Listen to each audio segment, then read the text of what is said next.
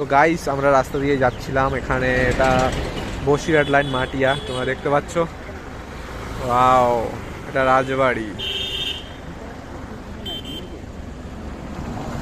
এটা কোন রাজবাড়ি গো কাকা? আচ্ছা, রাজবাড়ি ওইদিকে ভিতরে ছিল। চল একটু সামনের থেকে এগিয়ে আসি। তো কাকা বললো যে রাজবাড়িটার ভিতরে, এটা হচ্ছে বাগান বাড়ি। তোমাদেরকে দেখাচ্ছি কাছে গিয়ে। এই যে এটা। তো গাইস এখানে তালা মারা, আর ভিতরটা দেখতে পাচ্ছ, এটা এখানে ওই যে এটা বাগান বাড়ি বললো না, রাজবাড়িটা আরো ভিতরে।